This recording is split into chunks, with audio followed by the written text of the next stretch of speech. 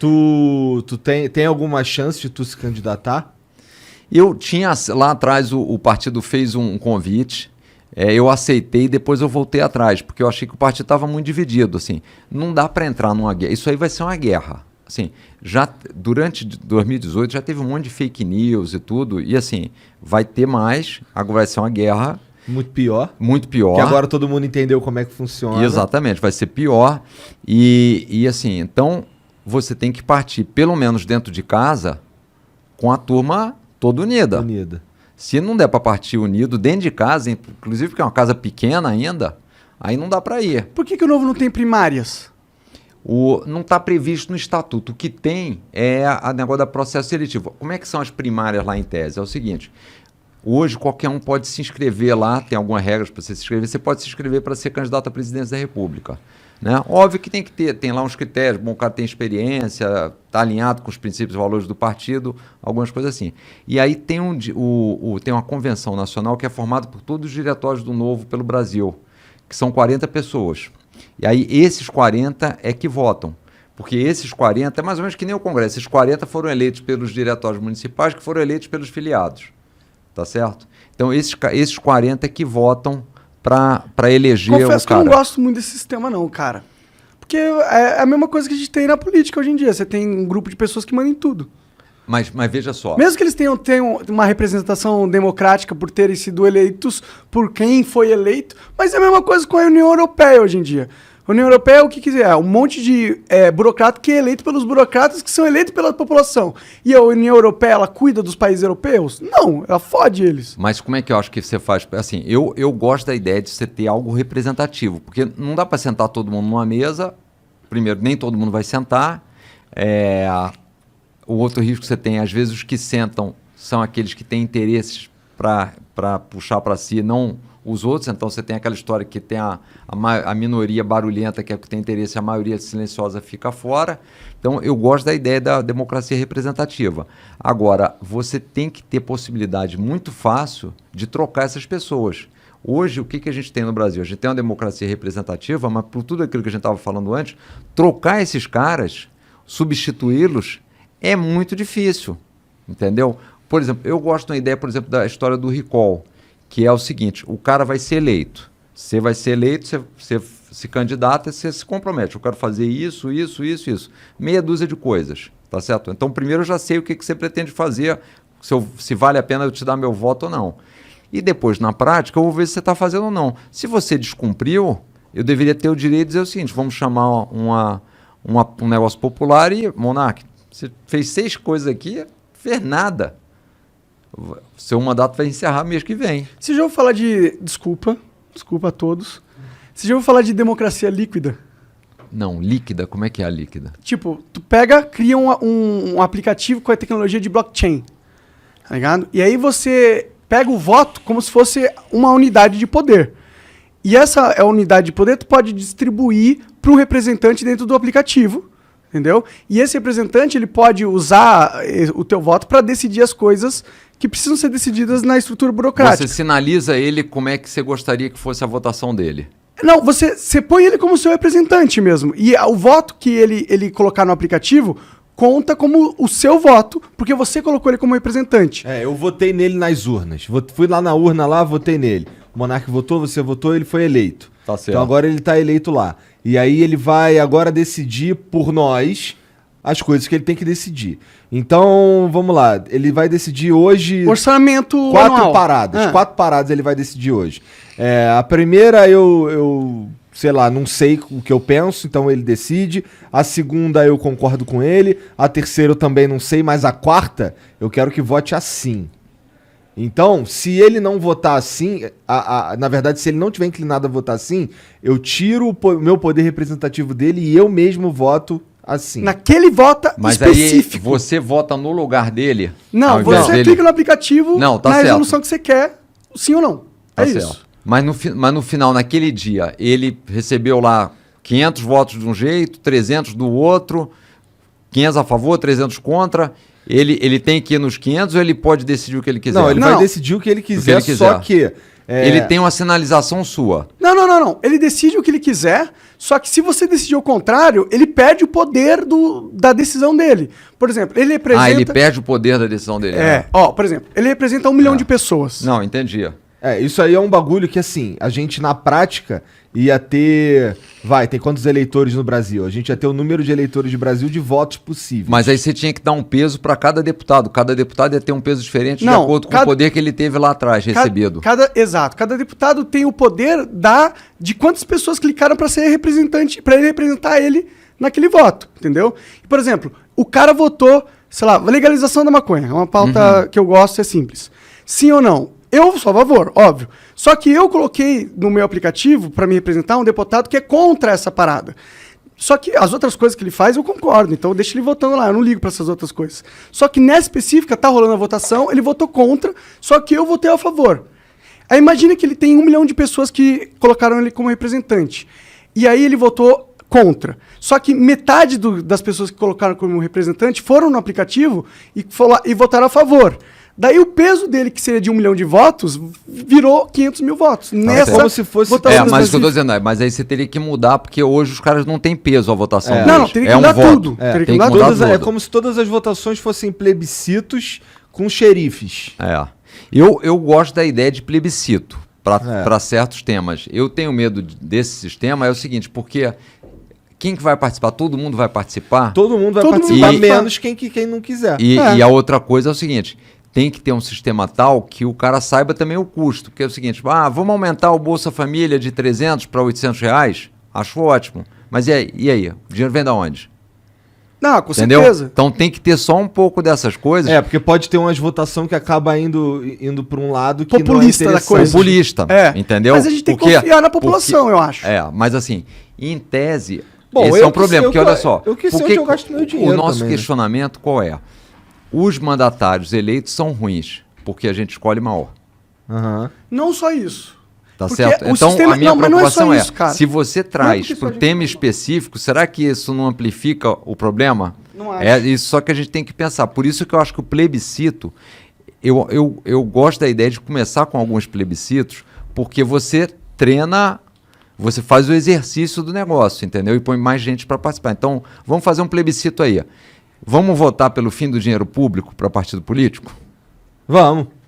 E aí, vamos lançar esse plebiscito? E Não. aí, com esse plebiscito, chegar lá no Congresso e falar aí. Porque esse é um tema que é difícil eles votarem, porque é contra o interesse deles. Mas vamos tirar tira o Congresso dessa jogada. Dá o poder para a população. O Congresso está indo contra, a população vai lá pessoalmente e fala, o meu representante não está votando como eu quero. Então, nesse voto aqui, foda-se meu representante, o que vai contar é o que eu quero. Entendeu? Pensa, por que a política é representativa hoje em dia? Porque lá em 1500, quando você queria passar uma decisão, por exemplo, Você derrubou 3 vezes e botou no mesmo lugar.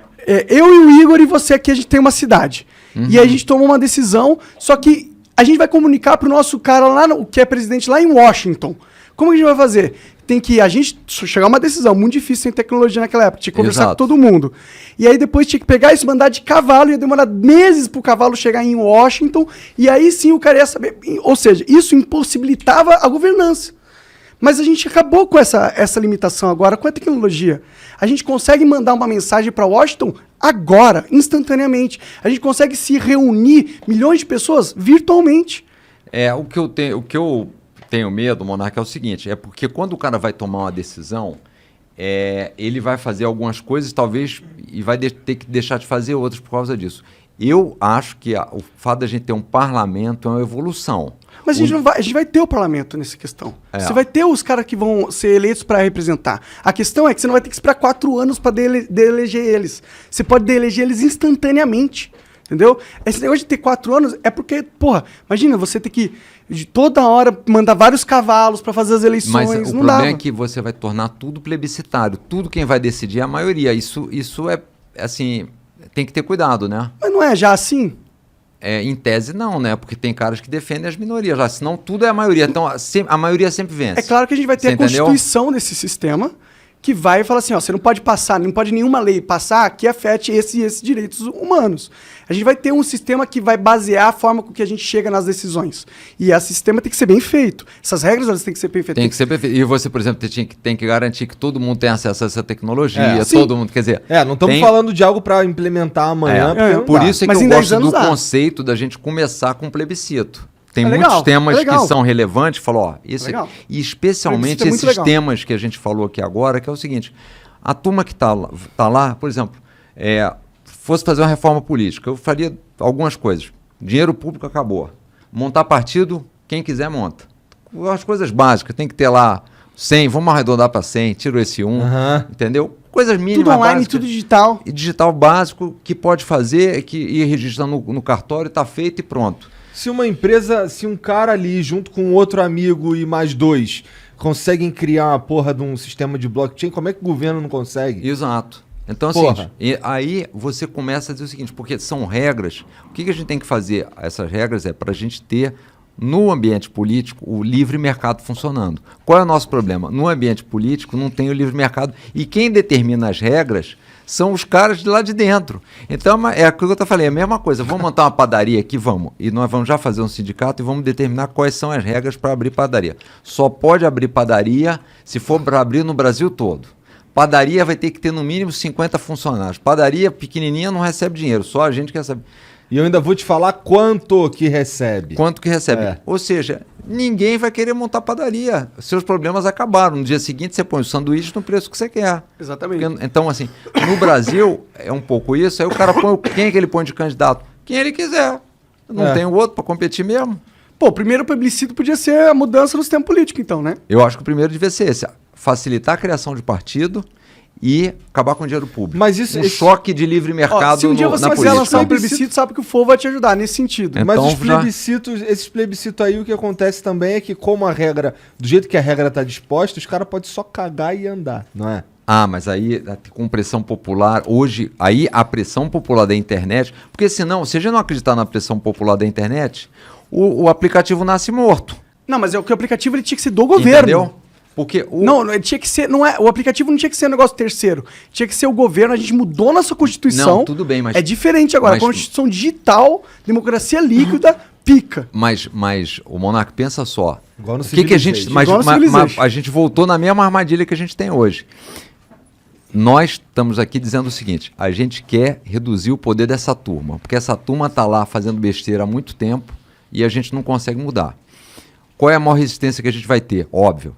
Da turma que está lá. Eles mesmo. Tá certo? Então, não adianta a gente ir já dizendo o seguinte, você não vai ter mais poder nenhum. Agora é um aplicativo que... Vamos pelas bordas. Qual é a borda? Vamos trazer Primeiro a gente quer trazer concorrência. Não vai diminuir o teu poder. Só vamos trazer mais concorrência. Você é contra a concorrência? Por quê? Por que você é contra? Porque o cara vai ruim? É por isso que tu é contra a concorrência? Porque você é um lixo? Entendeu? Então, assim, o argumento, eu acho que tem que ter uma estratégia, que foi isso que a gente quis fazer no Novo. Qual foi o conceito do Novo? Vamos montar um partido inovador, tá certo? Que vai começar dizendo o seguinte, bom, como é que é? Assessor. Quantos assessores tem aqui em São Paulo? 20? Quantos vocês usam? 6. Aí no Rio, 17. Quantos vocês usam? 6. Aí os outros partidos vão começar, os outros eleitores deveriam chegar e dizer assim, vem cá, deixa eu entender. Fulano, você que eu elegi aí, quantos caras você tem? Eu tenho 20. Falei, mas vem cá, por que o cara do Novo faz a mesma coisa que você e só tem 6? E economiza um monte de dinheiro? Tá certo? A gente tem que deixar esses caras incomodados. Agora, qual é a reação natural, e a gente sofre isso um pouco no Novo, é o seguinte, o cara começa a querer mostrar que não, mas o Novo tem esse problema, o Novo já nasceu velho, porque ele quer tirar a referência boa que tem. Por isso o nosso desafio é ainda maior, porque acontecendo qualquer coisa, o partido... o cara do Novo gastou dinheiro aí, comprou um Drops aí com... Ó os caras gastando dinheiro aí. Entendeu? O outro gastou 2 milhões para fazer um evento. Ninguém fala, mas como a gente se compromete com algumas coisas, por quê? Porque a gente quer ter uma marca, o ônus é maior. Mas assim, essa emparedada que você tem que começar a dar nos políticos é que tem que ser o processo. Agora, a população tem que participar. Você entendeu? Eu não acho que você desembocar num negócio mais simples, tudo bem, mas desde que você tenha essa consciência, sabendo que vai ter resistência dos caras. Tem um lugar para começar. Tem um lugar para começar. Todas as coisas que são revolucionárias. Com certeza. Não, isso. Eu acredito que, inclusive, a gente vive num universo que mudanças radicais são raras e muitas vezes dolorosas. Eu sempre vejo isso.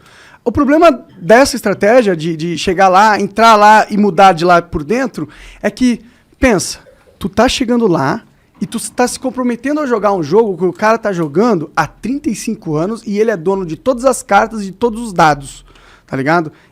Eu não sei se a gente ganha o jogo entrando no jogo. Mas, por exemplo, o novo não existiria se não houvesse mídia social. Pode crer.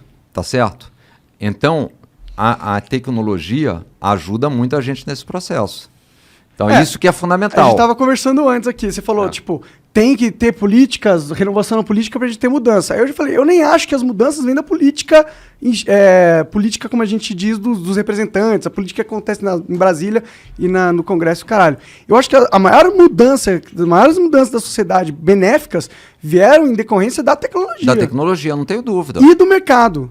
Ah. E do mercado. Porque foram as pessoas que falam assim, pô, tô num sistema aqui, capitalista, ok. Como que eu ganho dinheiro nesse sistema? Eu preciso fazer algo útil pra alguém. Porque, mano, é assim que você ganha dinheiro nessa vida. Claro. Você tem que fazer útil pra alguém. Você Exato. tem que ser útil na sociedade. Você tem que fornecer um bem, um serviço. E essa dinâmica é o que fortalece a nossa sociedade. Porque você coloca um sistema que obriga os cidadãos a pensar numa forma de ser útil. O ser humano não nasceu pra querer ser útil pra caralho. A gente nasceu pra querer ficar de boa, mano. Essa é a verdade. Você quer ser remunerado pela sua utilidade. É isso. Exato. Né? Você é útil, você quer ser remunerado por Verdade. ele. Agora, por exemplo, esse negócio de tecnologia, inclusive, se você consegue implementar dentro do Estado um governo mais digital, você acaba com burocracia, diminui corrupção, torna a vida do cidadão mais simples. Esse é outro problema. A digitalização do serviço, a tecnologia, vai diminuir o espaço para venda de serviço, para aquele, venda da facilidade. Sim. Então, esse é outro negócio que tinha que ter também, mas assim, E por isso que não anda essa por parada. isso que anda pouco, anda muito pouco. É foda, né, cara?